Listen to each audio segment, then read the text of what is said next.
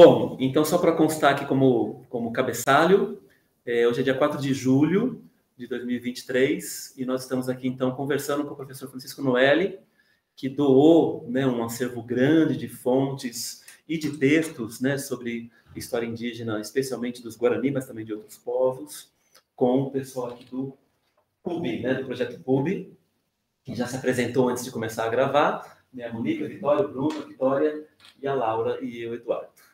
E aí eu vou passar então a palavra para eles, Francisco, para eles conversarem um pouco com você, fazerem as perguntas, tudo bem? Perfeito. E aí também depois você pode fazer perguntas, considerações aí, enfim, de maneira bem tranquila aí. Só deixa eu fazer um comentário breve antes de Claro? começar. Que é o seguinte, eu comecei como vocês, eu fui primeiro voluntário no projeto de pesquisa, comecei em 1986, na graduação, eu comecei a graduação com 21 anos, em História, né? Lá no Rio Grande do Sul, na Pontifícia Universidade Católica, do Rio Grande do Sul. E aí, então, eu comecei num outro tema que não tinha nada a ver com história indígena ou com arqueologia. Eu comecei estudando os efeitos, né, do rompimento do Brasil com a Alemanha e com a Itália e com o Japão, né, porque eu tinha uma questão familiar nisso, né, a minha família, que era de imigrantes pobres da Itália, né, que não falavam português direito naquela época. Meu pai era pequeno, né, ele ficou um ano sem ir à escola, porque ele não falava português direito também, e aí eu sempre cresci ouvindo essas coisas, o que aconteceu na cidade, o que aconteceu com o ataque aos nazistas, né, e fascistas, né, então os brasileiros, né, como meu avô e minha avó falavam, o que aconteceu. E aí eu me interessei por isso, porque na época não tinha muita pesquisa, e aí fui estudar então essa questão dos efeitos, né, dessas relações que aconteceram pouco antes da guerra e depois durante a Segunda Guerra Mundial, né, com os italianos e alemães que viviam na cidade, que não tinham nada a ver nem com o nazismo, nem com o fascismo, e que tiveram a sua vida bastante prejudicada no cotidiano e de outras maneiras, né. Mas logo eu não consegui apoio, né, eu sabia ler italiano, mas não sabia nada de alemão. Evidentemente, eu comecei a estudar alemão para aprender alguma coisa, tinha muito material. Era impressionante o que eu descobri na imprensa, em outros lugares, tinha muita coisa em Porto Alegre. Mas logo eu desisti porque o professor que era responsável por essas questões da colonização italiana e alemã e não se interessou e não queria me orientar. E por acaso eu descobri arqueologia. Nem sabia que existia questões indígenas e tal, porque eu sempre fui um aluno até então relapso, até entrar na universidade. Eu comecei fazendo matemática, desisti e fui para a história. E aí eu descobri arqueologia em meados de 86 e me apaixonei até hoje, né, na arqueologia e história indígena. E aí eu comecei a montar esse material que vocês têm aí, esse acervo, né, vamos dizer assim. E, na verdade, ele foi crescendo ao longo do tempo, né? Eu fui juntando coisas que não tinha acesso em Porto Alegre e eu fui recebendo por correio, e quando eu tinha oportunidade de ir para alguns lugares, fazia cópias e tal. Eu fui montando, então, esse acervo ao longo dos anos. Né? Eu comecei a montá-lo em meados de 86 e foi até 2015, 2016, eu fui sempre acrescentando coisas. Não é um acervo andino ou de história da América, né? Ele é do leste da América do Sul, então ele abarca aí o que seria a região da floresta tropical e a região pampeana um pouco, né? Mas especialmente o território Brasil e países fronteiriços, né? Buscando então juntar um material que fosse útil, né, para a pesquisa dessas populações indígenas que viveram nessa região toda, né? Então ele não tem, acho que não tem nada relevante assim para outras áreas, né? Então ele é bem específico e ele foi bem maior. Ele era esse material que está aí é mais ou menos um quarto, um quinto do que eu tinha. Ah, é? Né? Eu fui com o tempo, eu fui mudando de lugares para lugares cada vez menores, né? E aí eu tinha um problema de espaço. Tanto quando eu vim para São Paulo, a sala da casa era caixas e caixas de livros, até que eu, por pressões diversas, comecei a me desfazer. Então, eu passei para amigos e depois doei uma parte para a Universidade Federal do Pampa, a Unipampa, né?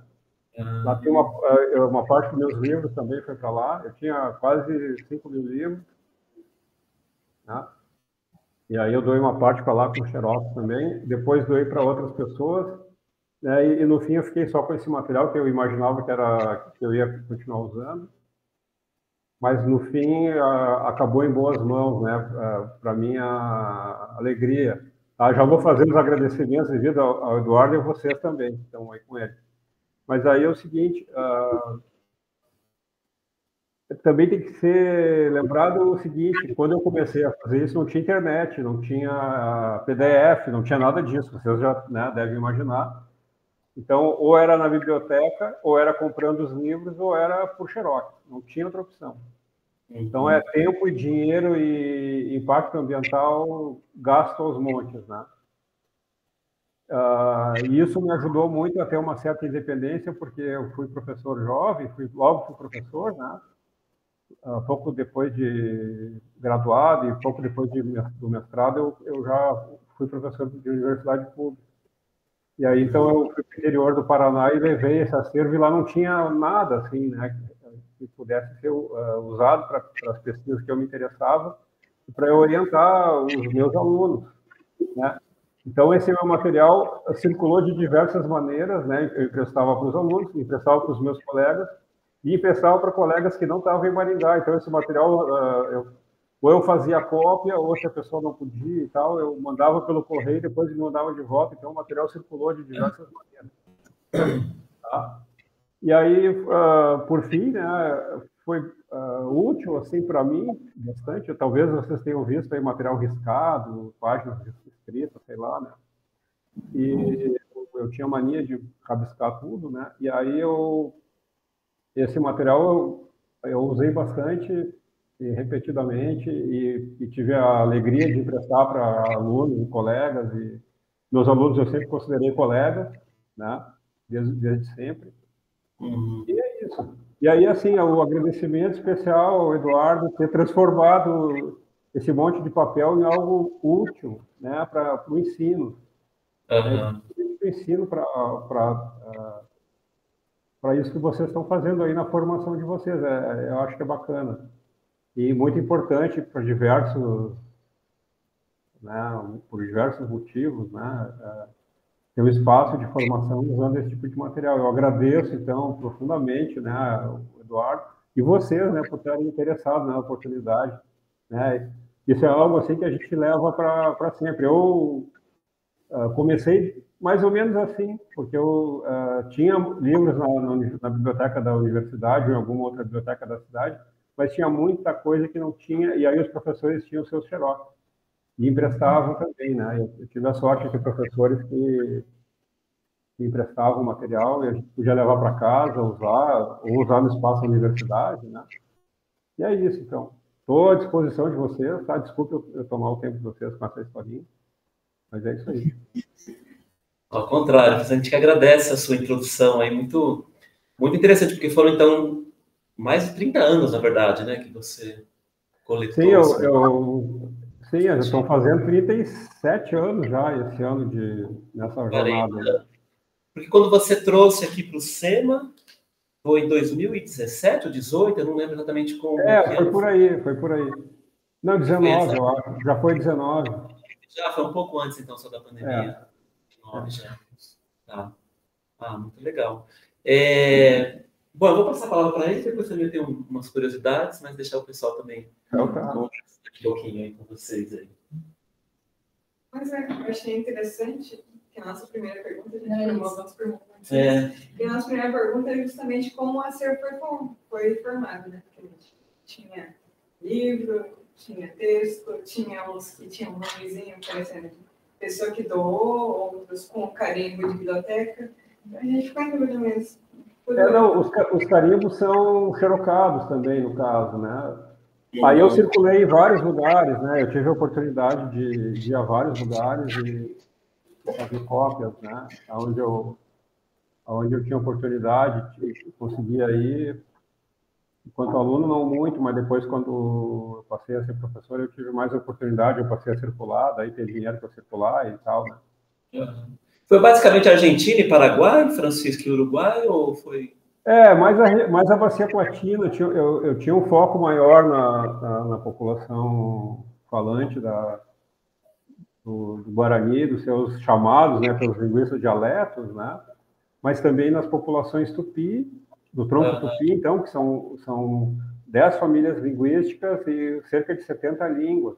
Eu tinha muito mais material sobre todos os tupi, né, eu tinha vários dicionários, tinha etnografias, várias fontes históricas, né? Eu tive o material da área peruana, da área colombiana e da Bolívia, né? Que eu doei para pessoas que trabalhavam com essa área, que era um material assim difícil de conseguir.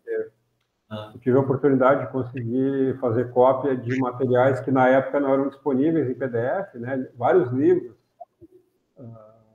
do começo do século XX, século XIX, século XVIII, século XVII, né? Edições que eu consegui cópia com pesquisadores do Brasil e de fora, especialmente de fora, né?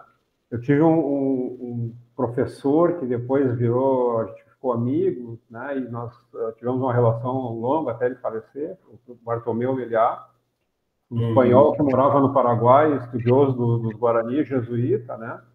Um dos mais importantes aí, né, do nosso século XX. Até eu fiz um texto agradecendo a ele, né, ao mestre com carinho, Bartolomeu Meliá, ao mestre com carinho. Está na revista Telos, lá do Mato Grosso, né? Eu conto uma historinha ali de como eu conheci ele, como começou, né? E ele me conseguiu muita coisa que hoje a gente consegue acessar em PDF, mas que na época não tinha, né? Então, mas acho que ainda... Aí o pessoal até pode contar para você um pouco, porque a gente no SEMA, claro, tem um espaço aqui limitado, né? E a gente também ter, como se diz, a tutoria de um material dá trabalho, você tem que cuidar, limpar, etc. Então, o que a gente tem feito... Eu até imaginei, desculpe eu te interromper, eu até imaginei que vocês fossem fazer um cotejo aí e ver o que tinha PDF e eu descartar, né? Até imaginei. Então, foi exatamente o que a gente fez, exatamente. Mas mesmo assim, então, o pessoal vasculhando na internet, muita coisa não tem, na verdade, assim. Nem em bibliotecas, a gente usa um pouco esse critério, né? O que tem facilmente aqui nas bibliotecas, ou em PDF, mas eu não sei se mais ou menos metade do material não tem, assim, fácil acesso. E aí, então, esse material que ficou. E o material que a gente não vai ficar com ele, a gente acha que está dando um bom uso também, que é doando para os estudantes. A gente fez aqui uma rodada de doação para os estudantes que vieram, a gente mandou uma lista e tal. E estudantes aqui da história. Agradeço também. É melhor que outro destino, né? Acho que tá nas mãos de pessoa interessada em ler e fazer circular conhecimento. Acho que é isso aí, né? Legal. Que bom. Então tá, desculpe, agora eu vou responder vocês, então vocês podem... a gente já tá, não, o bate-papo é mais gostoso, assim. Bom, a nossa próxima dúvida é porque a gente viu que teve um doutorado que foi interrompido, né? Que o tema era o impacto das epidemias, e uma boa parte do seu acervo é sobre as epidemias nessa região platina. Então, tem os estudos demográficos, tem estudos sobre epidemias e sobre doenças da América do Sul. E esse teve esse doutorado em 2002, se não me engano, que foi interrompido, né? E agora você está fazendo um doutorado novo em Lisboa, e o primeiro doutorado parece que tem um foco mais em cronistas, em estudos demográficos, enquanto esse segundo parece que tem um foco maior em cultura material, arqueologia propriamente. E a gente ficou em dúvida por que essa mudança, se foi só esse período, o que deu na telha para que passasse a cultura desse tratamento do texto mesmo, a história textual para essa cultura material? Por que essa mudança de interesse? Então, eu fazia o doutorado com o John Monteiro na Unicamp, comecei em 96 e interrompi em 2000, era para ter defendido a tese em 2000, 99, 2000, mas eu fiquei doente, eu tive primeiro um problema hormonal, né, e depois eu tive, em consequência disso, eu tive uma depressão, e com isso eu fui, contra a minha vontade, aposentado do serviço público. Eu completei 13 anos e pouco de serviço público e me aposentaram na marra, né? E aí eu interrompi, porque eu não tinha condições de levar adiante. Eu fui até a qualificação e tinha, sei lá, 600 e poucas páginas escritas na época, né? E aí eu interrompi o doutorado, e aí quando eu tive condições de retomar a tese, o John morreu num acidente, vindo da Unicamp para casa, onde ele morava, ele trabalhava em Campinas e morava em São Paulo, ali na Rua Girassol, na Vila Madalena. E aí, então, eu desisti do doutorado daí. Foi que eu desisti do tema, né? Vamos dizer assim, a questão da demografia histórica no Brasil, especialmente, continua sendo um tema subdesenvolvido, né? É um campo inteiramente aberto à pesquisa, né? Tem uma catástrofe demográfica que a gente não conhece, né? Seria um tema inédito, né? Se eu tivesse defendido naquela época, seria, vamos dizer assim, seria o primeiro trabalho assim volumoso, né? Teve vários trabalhos locais e regionais que foram feitos, mas eles são sempre bem localizados no tempo e no espaço, né? São trabalhos que abordam curtos períodos de tempo, né? E aí é um tema assim que a gente desconhece, né? E eu pretendia criar uma linha de pesquisa e virar historiador mesmo, abandonar a teologia e voltar a ficar só na história. E aí então por vários motivos eu abandonei o tema, né? E agora eu estou fazendo, então, eu entrei em 2019 na Universidade de Lisboa para fazer o doutorado em arqueologia e história. E aí eu trabalho com a relação dos portugueses e dos tupiniquim aqui em São Paulo no século XVI e XVII. Mas o meu foco é o território tupiniquim, que ele é apagado, vamos dizer assim, na historiografia e na arqueologia, né? As pessoas ainda chamam os tupiniquins de Tupinambá, e isso vamos dizer assim, eles eram, pela documentação toda da época, eles eram inimigos históricos de longa duração. Tem até uma etnologia bastante desenvolvida sobre essas questões da guerra entre eles e tal, né? Com Viveiro de Castro, Manuela Carneiro da Cunha e uma série de outros pesquisadores, né, que trabalham com isso. E, além da territorialidade deles, então, que eu estou trabalhando, a questão da segurança alimentar, da soberania alimentar, melhor dizendo, desses lugares onde eles viviam em relação com os portugueses, né, procurando trazer uma outra abordagem que foi esquecida também pela historiografia. A historiografia focou na história econômica, por exemplo, naquilo que poderia ser transformado em produção, né, que poderia entrar no sistema atlântico. Então, logo, na economia atlântica, açúcar, produtos de exportação diversos, né, madeira no começo, e depois metais, e assim por diante. Tem uma série imensa aí de drogas do sertão, como alguns falam, né?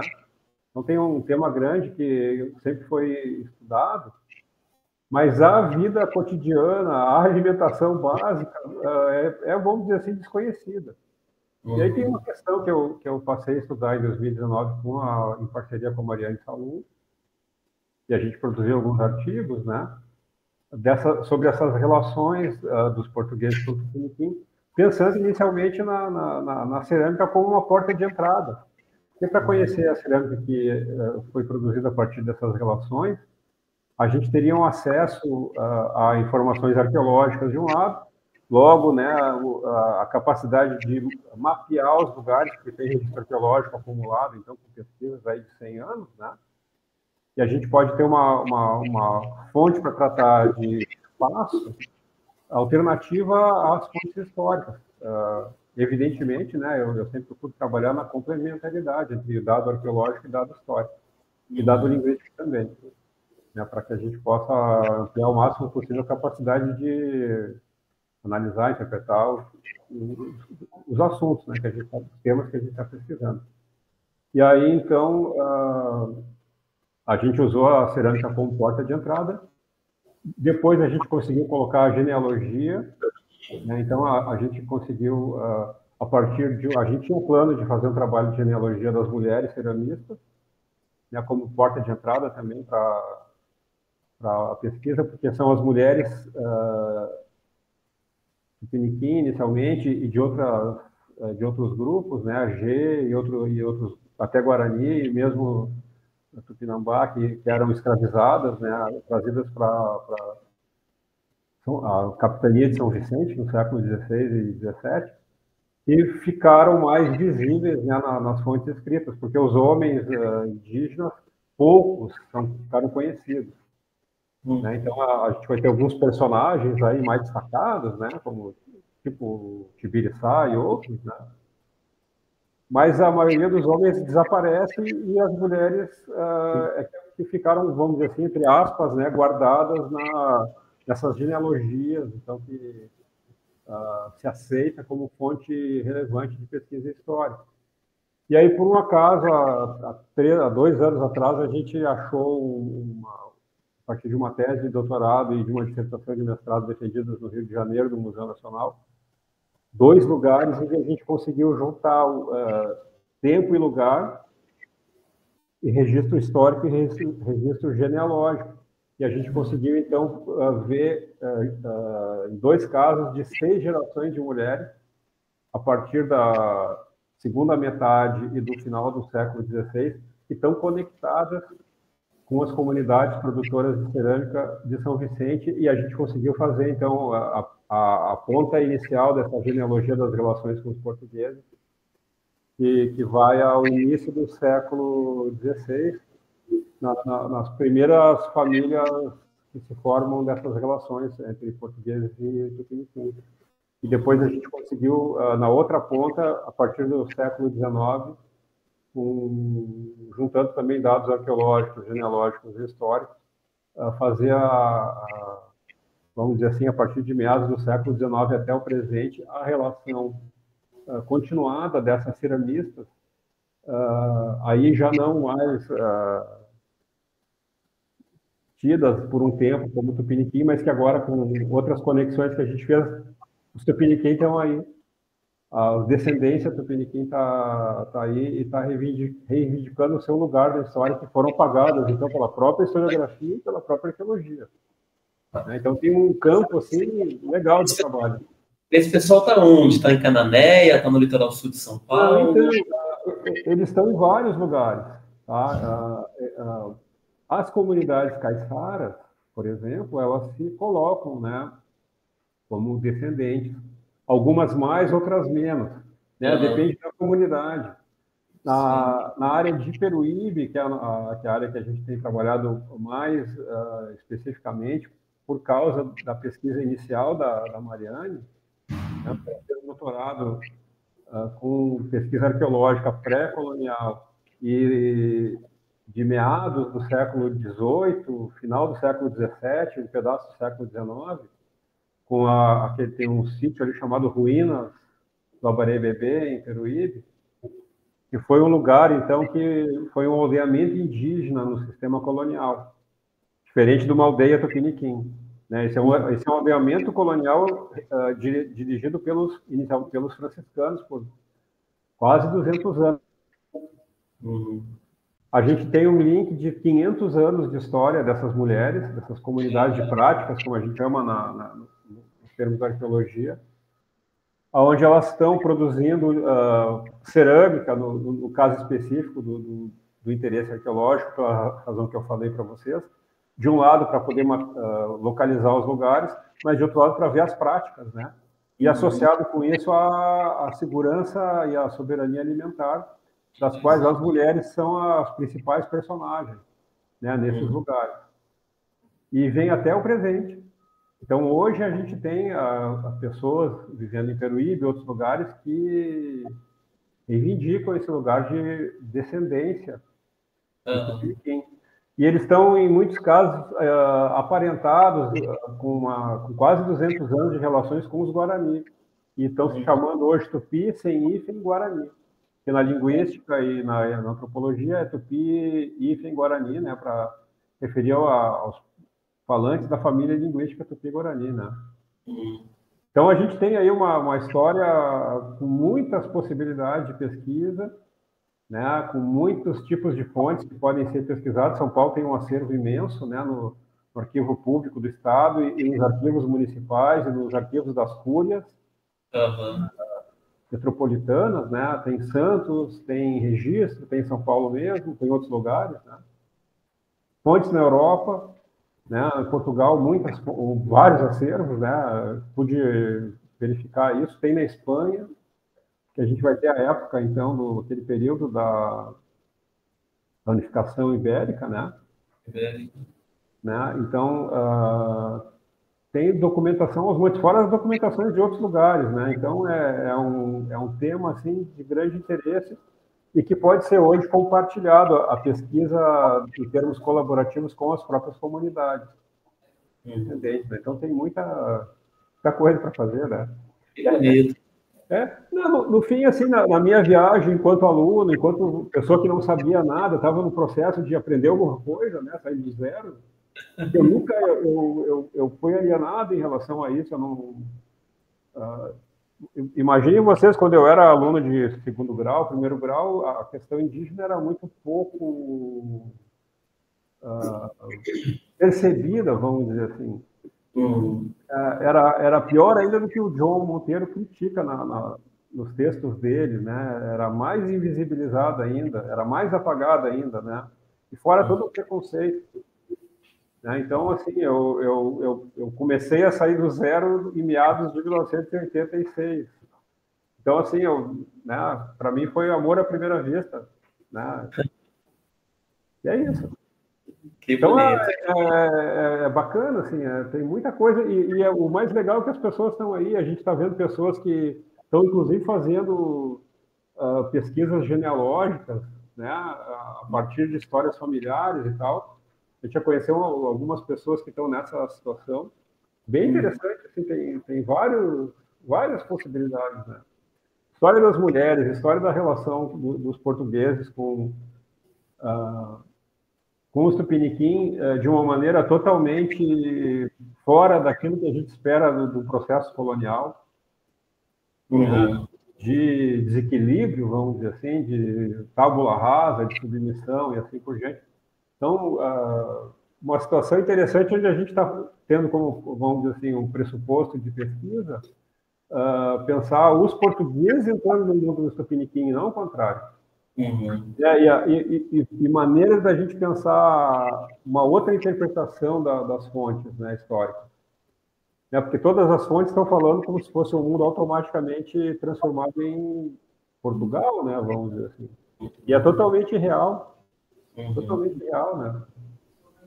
As pessoas têm que entrar na sociedade tupiniquim e conquistar o seu lugar e manter o seu lugar. Porque eles foram minoria demográfica a maior parte do tempo, e isso só começou a mudar no final do século XVII, e depois com a grande imigração que houve de Portugal ao longo do século XVIII, quando 600 mil pessoas vieram para o Brasil a partir entre aspas, né, vamos chamar de Corrida do Ouro de Minas Gerais, né?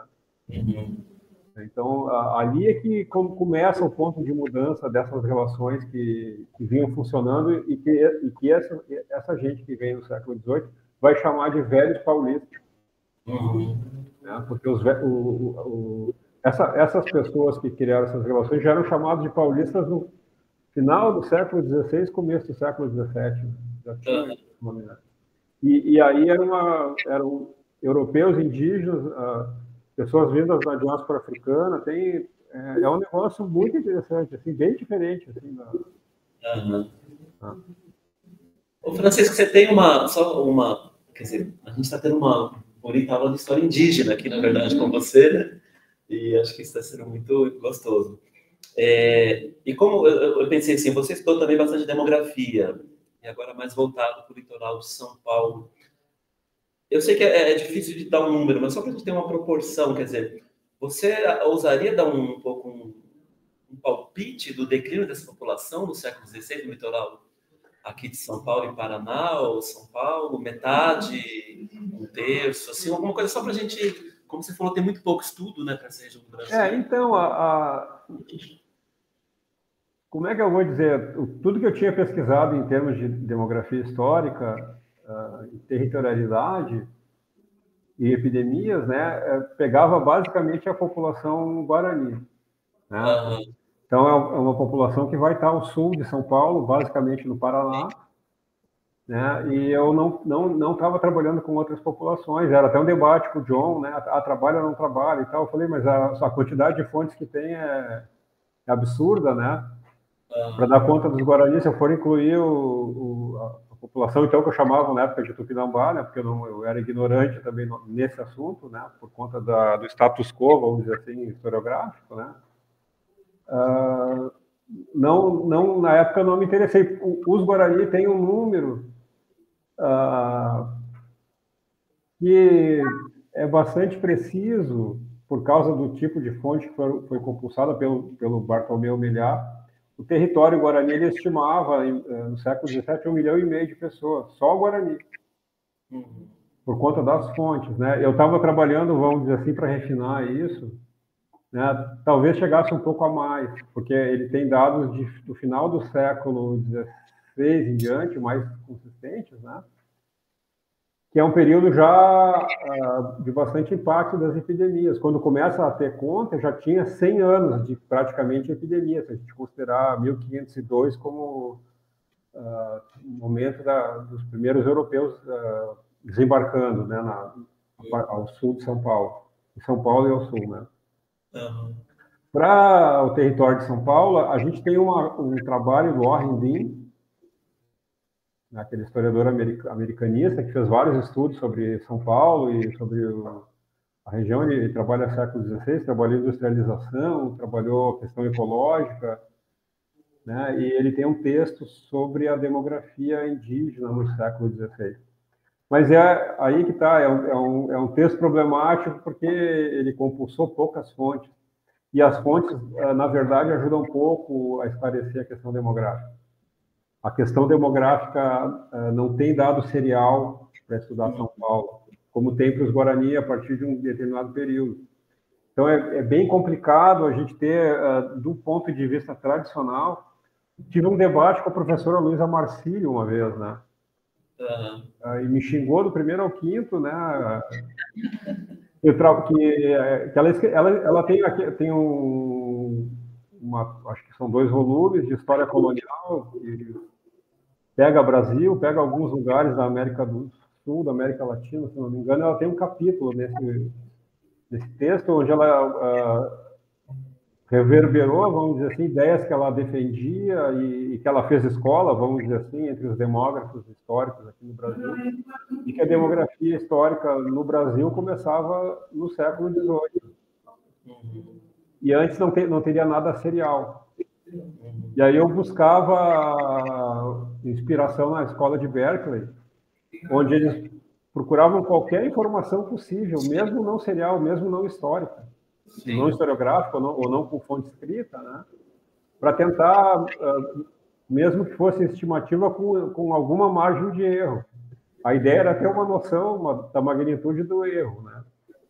E aí se podia tentar várias possibilidades. Aí o Warren Dean faz um pouco isso, vamos dizer assim, mas ele não dá um número específico, ele dá mais um número dos portugueses e europeus que tiveram no Brasil até 1550, mais ou menos, aproximadamente 10 mil pessoas teriam chegado aqui, desembarcado, ficado ou regressado, né? Mas ele não conseguiu fazer nada preciso em relação à população. E é verdade, assim, em termos de fonte histórica, é bem complicado, não tem nada suficiente assim, para a gente afirmar. O que eu posso dizer por amostragem, considerando aí o litoral da região sul do Brasil o litoral do Rio de Janeiro, o litoral do Espírito Santo, não tem espaço vazio em termos de sítio arqueológico. Então, assim, o território do Tupinambá, por exemplo, que vai do norte da ilha de São Sebastião, ali começava o território tupiniquim a partir de Caraguatatuba para o norte, até Cabo Frio. Todo esse território, a partir de Guaratiba, no Rio de Janeiro, onde está mais bem pesquisado, tem sítio arqueológico em todos os lugares, não tem espaço vazio de sítios arqueológicos do Tupinambá até Salvador. Então, assim, mas isso é pouco conhecido, até porque os arqueólogos mesmo não fizeram nada sistematizado. Eu vou ser o primeiro, por um acaso, a fazer o mapa sistematizado do território do Tupiniquim, São Paulo, Tupinambá, no Rio de Janeiro e Espírito Santo. Que é a área mais, assim, importante para a pesquisa que eu estou fazendo, para marcar esse território, porque eu vou colocar os Tupiniquim entre os Guarani ao sul e entre os Tupinambá ao norte, e eu tenho mais ou menos 2.500 sítios arqueológicos.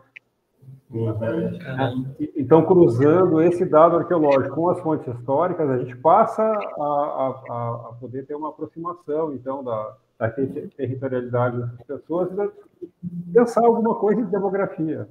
Mas nessa pesquisa, eu não vou me aventurar a pensar nada de demografia. Sim. Mas que interessante. E São Paulo, aí, então, só para finalizar, São Paulo é o lugar menos conhecido em termos de territorialidade do Tupinambá, porque teve pouca pesquisa com o objetivo de levantar esses dados. No litoral de São Paulo, se tivesse 80 sítios arqueológicos, é muito. Tem muito mais no interior do estado. Então, a gente não consegue ter uma capacidade assim, nem de especular decentemente qualquer número, né? Porque tem uns números mais gerais, né, do que a região do atual Brasil, a América do Sul, Terras Baixas, né, mas são números bem 8 milhões, 12 milhões, né? São números. Eu acho que é muito mais. Mas eu acho que é muito só pelo registro arqueológico e do Brasil como um todo, né? E só por essa amostragem do território guarani, se a gente tem, assim, grosseiramente falando, 1,5 milhão de pessoas no começo do século XVII, dá para imaginar o resto do Brasil, né? Dá para especular a respeito.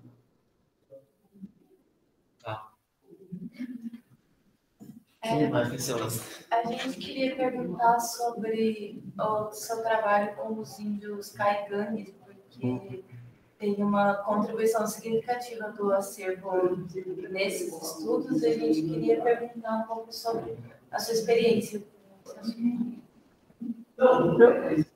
Fala. Como foi, como se encaixou na sua pesquisa? Não entendi. É que eu pensei que o Eduardo tinha falado alguma coisa. Não tinha, não.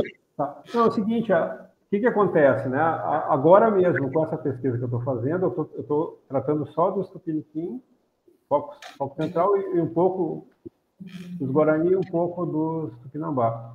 Não estou tratando das populações G, né? onde uma parte delas seriam ancestrais dos Caingangue agora.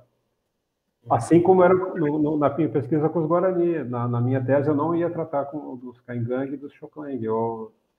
Seriam parte, né, das populações que estavam no sul. Teriam outras ainda mais ao sul. Porque é muito para uma pessoa só fazer, né? Só o que eu já estava fazendo já era demais. Então, quando eu terminei o meu mestrado, eu resolvi, porque todo mundo falava, só falou dos Guarani como se não tivesse Guarani outras pessoas no território que não fossem Guarani, né? Falei, bom, mas aí não dá para fazer tudo, né? Imagina trabalhar nos Andes lá e pegar uma população só dentre as várias que tem, né? Então, aí eu resolvi começar uma pesquisa de sistematização de informações sobre os Caingangue e os Xoclengue no sul do Brasil. Com os colegas, a gente montou um livro de bibliografia, foi publicado em 98 pela Universidade de Londrina. Tem 1.100, 1.200 títulos, né? E depois eu comecei a estudar temas assim mais ligados à arqueologia, também por essa ideia que eu tinha de que, fazendo uma pesquisa interdisciplinar, né, tentando unificar como um objeto só de estudo, né, com vários tipos de fontes de informação, né, arqueológica, linguística, histórica, etnográfica, e assim por diante, seria um ponto de partida para criar, vamos dizer assim, também uma territorialidade caingangue, no caso, e Choclen. Então, assim, eu fiz alguns estudos sobre problemas de pesquisa, tenho um artigo publicado na revista do MAI, né, de uma perspectiva interdisciplinar. Depois, tangencialmente, sempre falei dos caingangue, fazendo estudos de mapas, né, vamos dizer assim, arqueológicos, né, pensando numa contribuição para o mapa do Ney Madaju, por exemplo, né, que é um mapa importante, mas ele está defasado, porque na época que o Ney Madaju estudou, nem todas as fontes históricas eram conhecidas e nem tinha arqueologia. Então, assim, o mapa seria interessante ser atualizado de um ponto de vista interdisciplinar, mas para juntar sistematicamente a informação demora tempo. Deveria ser um trabalho unificado de várias pessoas ao mesmo tempo. Que pudesse... Trabalho de equipe, na verdade, né? De equipe. Eu sempre propus trabalho de equipe, anos e anos pregando, vendendo máquina de cortar grama no deserto. Ninguém se animava a fazer, né? Esse tipo de trabalho dá trabalho, né? Então, é um trabalho... Eu gosto, né? Mas muita gente se acha chato, né? Porque é muito sistemático, é muito psicopata, né? Tem que ficar ali, né? Mas é a única forma da gente fazer algo que seja razoavelmente preciso, né? Então, eu queria fazer mais coisas sobre os caingangue. Eu conheci vários caingangue lá no interior do Paraná, até com a minha equipe lá, que eu integrava, né? Vamos dizer assim, não era minha, né? Eu era integrante da equipe, junto com o professor Lúcio Tadeu Mota, que então é especialista em história caingangue, né? Teve até trabalho a gente ajudou a criar o vestibular indígena na língua indígena, caingangue, guarani e outras, né? Já tem até médica formada, a primeira médica indígena brasileira é formada lá em Maringá. A gente trabalhou, o Lúcio desenvolveu mais do que eu, porque eu saí, né? Eu tive que sair. Vários tipos de pesquisa, inclusive de melhoria da qualidade de vida nas aldeias, né? A parte médica, a parte de despoluição, descontaminação da água, etc, etc, etc. Junto com não era só pesquisa, tinha colaboração no sentido de melhorar a vida das pessoas, de trazer segurança e assim por diante, porque sempre foi difícil e nos últimos 4 anos pior ainda, né? Então, assim, quando eu fiquei doente, o Seu Américo, um caingangue da Reserva do Cedro, como eles chamavam, ali perto de Londrina, na beira do Rio Tibagi, me convidou para ir morar lá para me curar. Ele ia me curar, ele era um médico, vamos dizer assim, caingangue. E vem para cá ficar 1 ano, 2 anos aqui comigo para aprender a língua, eu vou curar tua depressão, e a gente vai conhecendo essa história de verdade daí, né? Se eu tivesse tido coragem, eu tinha ido mesmo. Eu não tive coragem, fiquei com, sei lá, né? Eu não fui, né? Não era por prevenção, não era por nada, era por uma questão de quem estava lá à deriva, né? Que era o meu caso. Aí eu tinha então uma boa relação e eu também pensei muito em, depois que eu acabasse meu doutorado, em passar a estudar a história caingangue do ponto de vista demográfico, do ponto de vista histórico, assim por diante, que é muito legal, eles são muito demais, assim, né? Então é isso, eu tentei abrir várias frentes de trabalho com os caingangue, tem muita fonte histórica, o Lúcio levantou fonte de tudo que é jeito, o interior do Paraná, o interior de São Paulo, o interior de Santa Catarina, fora dos arquivos históricos centrais, né, das capitais, dos estados, tem muito material nos municípios mais antigos, muita coisa, né? Nos anos 90 eu participei de um projeto do John sobre os arquivos com acervos indígenas nos estados, arquivos das capitais, no caso, então. E aí eu fiz um mapeamento do que tinha de fontes indígenas lá em Porto Alegre.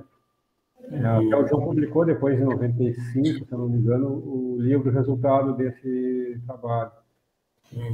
Uma coleção da USP, aí, do Núcleo de História Indígena. Então, assim, sobre os Caingangue tem muita coisa também. Né? Muita coisa. Que bom ver essas coisas, Francisco, porque a gente ouviu por muito tempo, né, que a história indígena não tem fontes para se fazer história indígena, né? Vocês não ouviram muito isso, mas a gente ouviu muito isso dos nossos professores. E de bons professores, na verdade, né? Mas que... Não, mas aí que tá, né? Essa sair do apagamento, sair da negação, vamos dizer assim, dessa existência dessas pessoas que estão aí até hoje, vivendo a sua vida independentemente da produção acadêmica, eles não estão nem aí para isso, né? Eles estão lá vivendo, né? Interfere, e esse é um outro aspecto também que merecia ter pesquisa, né?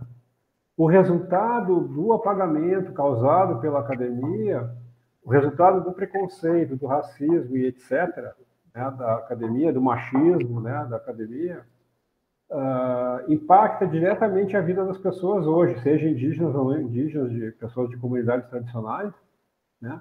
Porque isso gera uma distorção que na ponta, vai ser utilizada por quem tem interesse fundiário em expulsar as pessoas das suas terras ou impactar o seu meio ambiente por diversas razões, porque não tem uma boa história dessas pessoas, não tem uma boa história das suas comunidades. E aí tu consegue atropelar, vamos dizer assim, a justiça, porque a justiça não tem capacidade de análise bem fundamentada, e muitas vezes nem os laudos que são feitos por antropólogos competentes e pessoas competentes relacionadas a eles, né, seja da arqueologia, seja da história mesmo, né, não conseguem fazer uma boa base fundamentada para explicar, nem precisaria, né, mas a justiça exige, né, que tenha algo lastreado para falar da história dessas pessoas, né.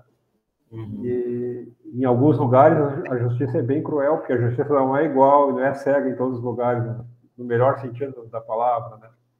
Então, esse é um outro campo, assim, da história, né, no Brasil, e isso ficou bastante provado, mais do que nunca nesses últimos 4 anos, né, que passaram, né, sobre essa fragilidade, essa discussão que está no Supremo, né, sobre o PL, né, como é que chama? Marco temporal, né? Oi? Sobre o marco temporal, né? Marco temporal, desculpe, o marco temporal, é exatamente isso, né, a falta, vamos dizer assim, de boa produção, né, eticamente orientada e tal, sobre essas pessoas que têm muita informação. Tudo que tem a ver com esses lugares, com essas pessoas, tem documentos espalhados por tudo aí. Né? Inclusive histórias diversas de queima de arquivos, literalmente, né? A FUNAI e o SPI, que veio antes da FUNAI, governos estaduais, governos municipais, né, que queimaram arquivos fundiários e de história das pessoas. Né? Mas ainda assim tem muito material, tem muita coisa para pesquisar. Né? Que mais pessoas?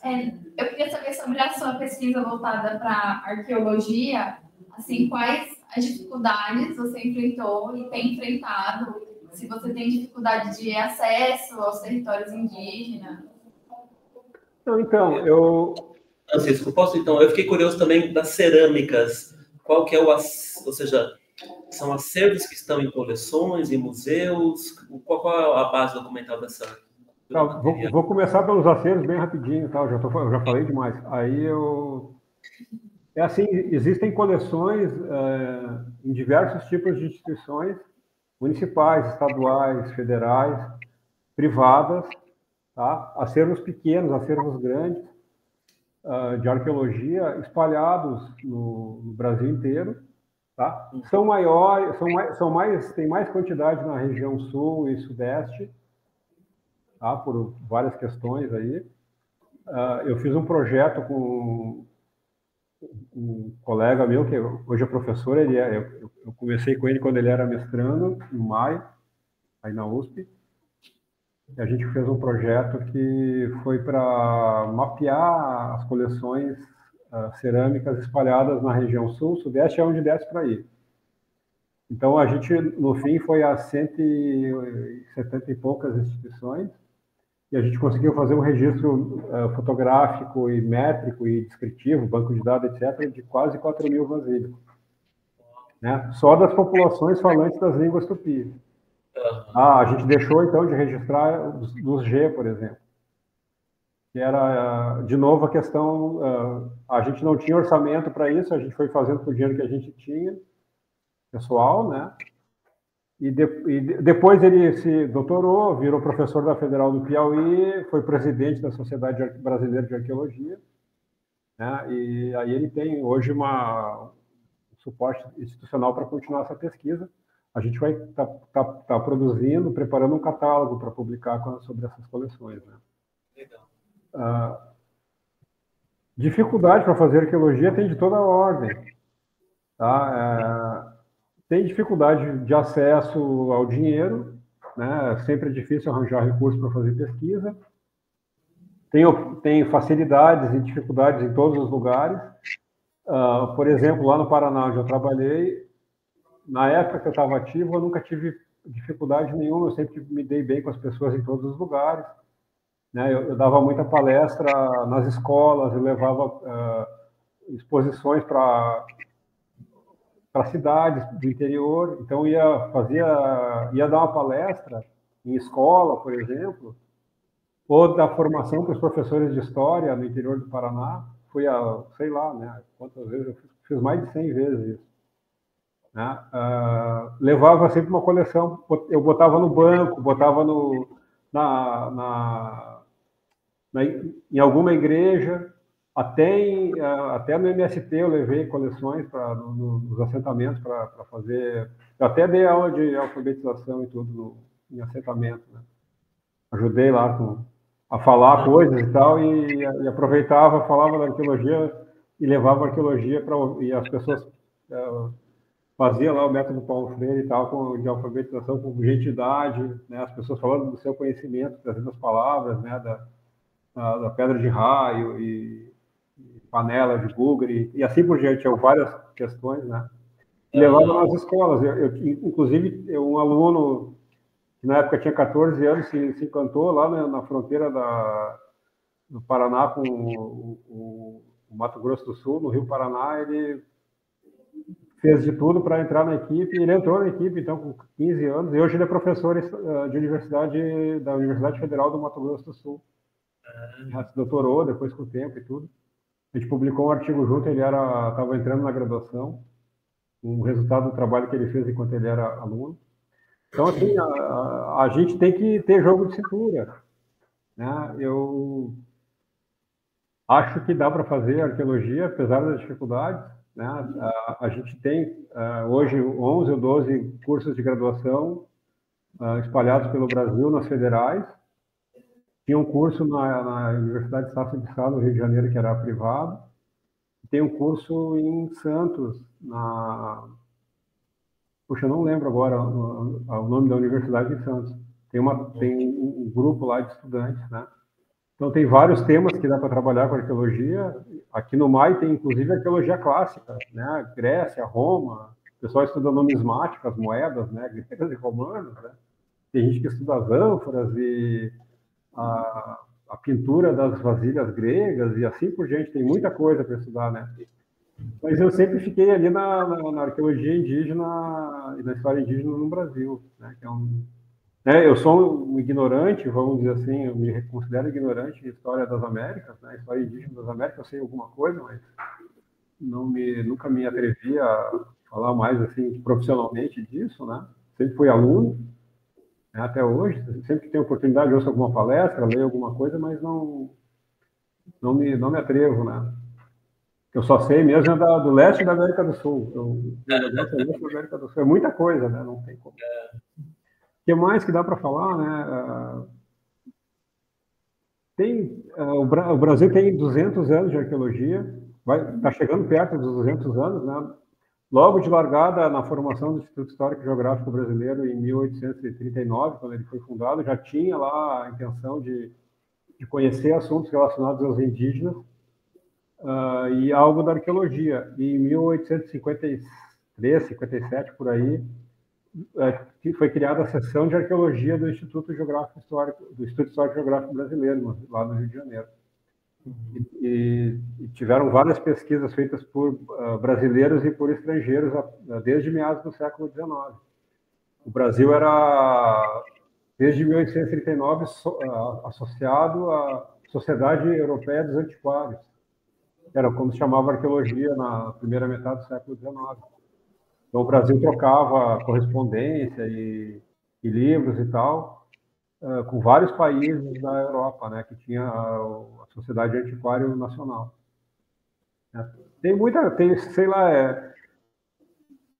coisa para falar. Eu posso falar, se quiser mais especificamente, eu posso falar mais coisas. Eu já fiz arqueologia subaquática, fiz arqueologia histórica, né, quando o pessoal dividia entre arqueologia pré-colonial ou pré-histórica e histórica. E agora não se usa mais a arqueologia pré-histórica, né, a arqueologia pré-colonial. Né, eu prefiro falar só arqueologia, porque arqueologia em qualquer lugar, até debaixo d'água. Né, então, né, eu participei de um projeto que localizou um submarino alemão em alto mar da Segunda Guerra Mundial, a 100 quilômetros da costa, lá em Santa Catarina. Então, que vasta experiência, que interessante, essa parte eu não sabia. Eu escavei um barco que foi capturado por piratas na costa do Peru, e afundou ali em Florianópolis, na Praia dos Ingleses, né? Justamente o barco tinha uma tripulação inglesa, ele deve ter encalhado ali ou parado ali, e os portugueses, então, que estavam começando a morar no Desterro, né? Onde é a cidade de Florianópolis hoje, capturaram ele. Eu descobri o processo da captura deles lá em Lisboa. Depois que acabar meu doutorado, eu vou fazer isso para acabar essa pesquisa Eu fui convidado para ir no Peru, num simpósio de pirateria. Muito legal. E lá as pessoas me ajudaram a levantar os arquivos da época desse ataque pirata. Foi muito legal. Esse ataque pirata durou 4 anos, atacou da costa do Chile ao México. Uau! Chegou a ter 1.000 piratas, 1.000 pessoas envolvidas na pirataria. Atacou várias cidades, Guayaquil, Lima, e etc., né? Foi bem bacana. Nossa, estamos curiosos para você retomar essa pesquisa também. A gente escavou, a escavação lá no País Inglês chegou a quase 400 metros quadrados embaixo d'água. Né, escavação sistemática e tudo, está parcialmente publicada, né, mas acabou a publicação por falta de recursos, né. Dá para fazer de tudo. Eu tive sorte nesses 2 projetos, né. Uma pessoa conhecida me convidou para participar desse projeto da Praia dos Ingleses quando eu estava começando a me recuperar da minha doença, né. Eu estava em processo de aposentadoria e aí eu aceitei participar como um hobby, assim, para colaborar e tal, mas no fim foram 5 anos e pouco de trabalho, né? Intermitente, não foi direto, né? Porque acabou o dinheiro e aí eu fiquei como voluntário. Né? Depois, esse trabalho me levou para o submarino. Né? Com aquela família Schurman que passava no Fantástico de vez em quando e tal. Né? Tá. Legal. Francisco, e o seu doutorado, que a gente, claro, eu também curioso ele tem uma previsão ou você tem algum já artigo que adianta um pouco alguns resultados? Que você então, alguns artigos que adiantam algum resultado, eu publiquei com a Mariane, de 2019 para cá, a gente publicou uns 12 artigos, eu acho. Eu acompanhei, vou passar para esses artigos. Né? Ali a gente desenhou, então, a questão histórica dessa relação dos portugueses com os Tupinambá. No caso, os portugueses entrando, então, no mundo Tupinambá, né? Essa é a nossa perspectiva de trabalho e a perspectiva que eu vou desenvolver na tese. A gente desenvolveu junto, então, a parte teórica, que é o meu fundamento da minha tese, facilitou a minha vida, né? O meu orientador e os professores lá em Lisboa apoiaram essa publicação paralela, vamos dizer assim, né? A gente conseguiu fazer um desenho, vamos dizer assim, de pressupostos, hipóteses e ideias, né, de trabalho que me permitiram, então, pensar essas coisas que foram apagadas, né, pela historiografia, apagadas porque não foi pesquisado, né, da segurança alimentar, né, aparentemente algo tão banal, aparentemente algo tão fundamental para a vida das pessoas. Foi uma vida basicamente agroflorestal por 200 anos, né, não tinha cidade, tinha alguns núcleos pequenos, né, mas toda a vida era ao redor das cidades, né, desses núcleos, né. As pessoas se reuniam na Câmara Municipal uma vez por ano, né, e passavam a maior parte do tempo nas suas comunidades, então, basicamente comunidades familiares, né, onde os portugueses sempre foram a minoria demográfica. Aí sim a gente pode verificar a quantidade de portugueses ao longo do século XVI e ao longo do século XVII.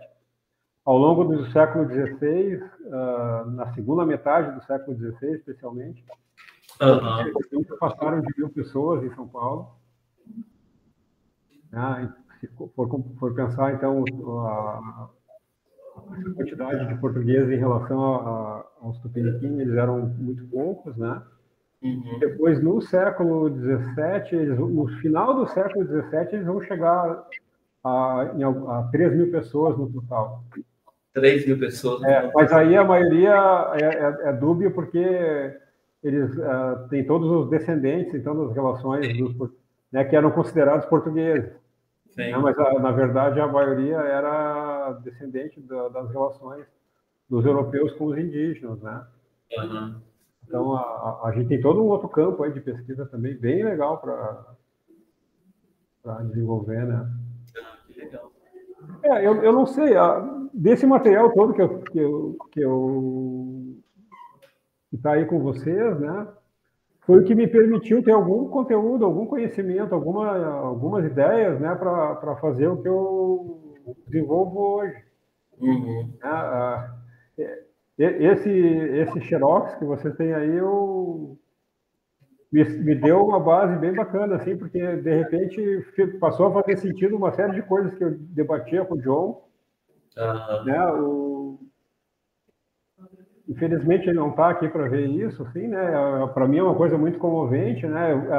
Até pessoalmente, assim, é o motor do meu afastamento, né? Não ter conseguido concluir a minha tese, né? Porque tinha coisas assim que eu falava para ele que eu achava que era diferente do que ele pensava, e ele não pode ser, não sei que não é possível. Né? Porque quem sabe, quem já leu alguma coisa, ou sabe alguma coisa a respeito dele, é o John, né? Então para mim era ele no panteão lá do sagrado. Bom, o ganho para a gente é que você acabou fazendo 2 pesquisas, 2 doutorados, praticamente. Não, mas eu consegui publicar um texto que era parte do meu capítulo 1, né, sobre a linguagem das doenças e da saúde e das epidemias e tal, a partir do dicionário do Montoya, né, que para mim o registro da língua é uma grande fonte para mim. Eu particularmente gosto, dá trabalho, mas eu gosto muito de... Né, eu já li o dicionário do Montoya completo, de começo ao fim, 5 vezes. Né, para fazer essa... É loucura, é psicopatia, mas para fazer essa da demografia, o Meliá tinha me dado uma versão nova do Tesouro da Língua Guarani, em 2011 e 2004, e é uma fonte incrível, assim, de informações. Com uma parte só, não usei toda a informação, porque não ia dar, e até nem era objetivamente relacionada, né, porque tem muita coisa de anatomia e doenças que não são epidêmicas, né, acho que são quase 700 palavras, 800 palavras, né, que deu para usar e montar um texto. Né? São dois, foi publicado em 2 partes na Revista Brasileira de Linguística Antropológica e num capítulo de livro. Né? E aquilo ali era um pedaço do capítulo 1 da minha tese. Né? Pensando assim, como é que era para os Guarani essa questão da doença, né? O que se diz? E aí, através das palavras, eu encontrei uma maneira de olhar as fontes históricas que ninguém tinha feito antes, né? Porque até não era problema de pesquisa, não era preocupação, então as pessoas não desenvolveram muito. Né? O desenvolvimento da pesquisa sempre é do lado europeu, nunca do lado indígena, né? Então, eu ia fazer a mesma coisa para os Caingangue também, depois com a questão do manejo ambiental, da alimentação, da materialidade. Né? Tem muita coisa dos Caingangue, né, para ser feito. E eles estão falando isso até hoje, mantém a língua deles, né? Apesar de tudo. É isso aí.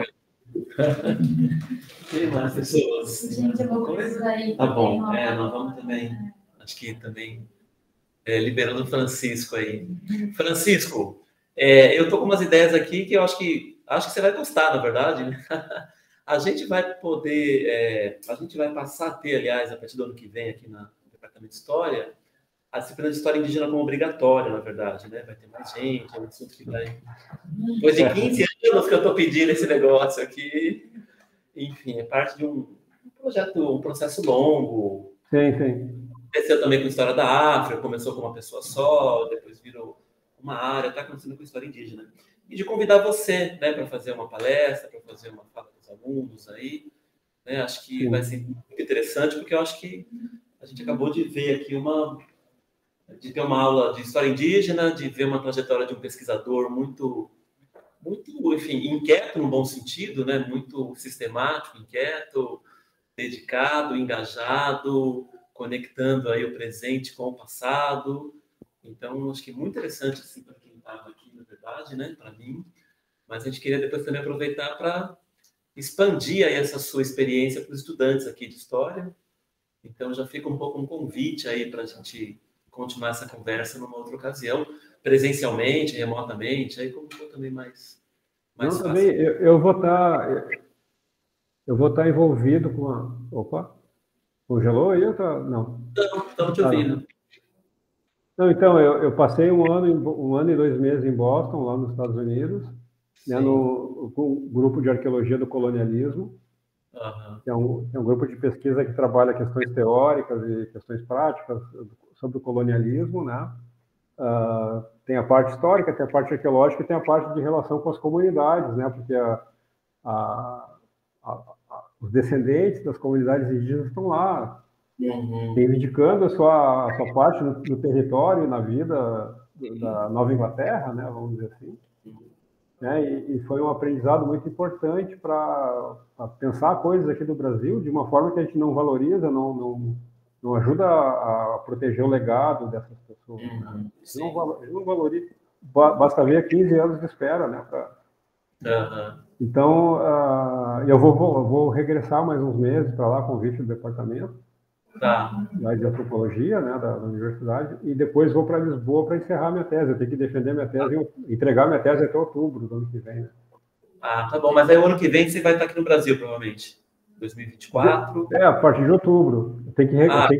Eu sou funcionário do governo português até outubro de 2024. Né? Então vai calhar perfeitamente aí depois para a gente articular outras coisas. Tá bom? Tá bom. Bom, Francisco, acho que eu queria agradecer em nome do grupo aqui, né? Eu sei que eu falei demais, eu agradeço tudo, né? Estou super feliz. Se vocês depois quiserem alguma pergunta específica, alguma dúvida, vocês pegam o meu e-mail, eu mando para o Eduardo pelo... Eu tenho seu e-mail. Eu passo para eles também. Fiquem à vontade, se quiserem perguntar alguma coisa mais específica, algum interesse de vocês que eu possa ajudar. E depois que o trabalho deles terminar, agora em agosto, a gente vai colocar uma lista disso no site, do que está disponível. A gente vai avisar você também, vai ter uma seção no site lá para esse acervo. no site do SEMA, né? E a gente vai avisar você também, claro, quando cumprir o ciclo aqui do trabalho. Tá, vocês desculpem eu ter falado demais, tá? Imagina! Para mim foi um prazer te ouvir. Muito interessante, né? Instigante. Muito bom, Francisco. Obrigado, então. E a gente, bom, segue em contato aí. Sim. Manda um abraço para a Mariane também. Um grande abraço para você. Tá bom. Tá bom? Tchau, obrigado. Obrigado a você. Tava que